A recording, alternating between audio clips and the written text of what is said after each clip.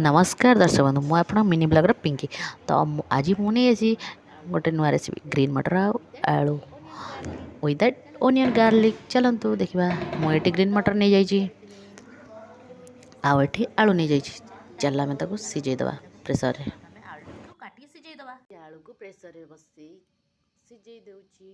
प्रस्तुत करवा प्रथम आम जीरा गुंड गोटे चामच और हाफ चामच लंका गुंड चामच धनिया गुंड चामच हलदी गुंड स्वाद अनुसार लुण पत्र भी ऐड करदेवे। अल्प पानी गोली देले बिल्कुल शिल बटा मसलार बास्ना हम मसला रेडी होगा। चलतु आम पैन बसैबा टमाटो नवा तो काटद मुझे कड़ई गरम करदे मुझे सोरिष तेल आदि जीरा टिके आ सोरिष टे पकईदेली आ लंका गुंड टे पकईदेली तरकारीटा जमी कलर हम तो टमाटा टे सीझेदेली मु प्रस्तुत कर मसला टाक पकईदेली ताकि फुटी आसिले ग्रीन मटर पकईदेली आलू भी पकईदेली।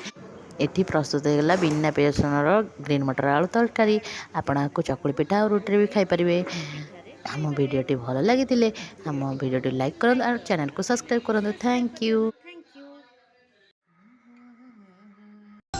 लब से लब ये लब लब से लहू लग गया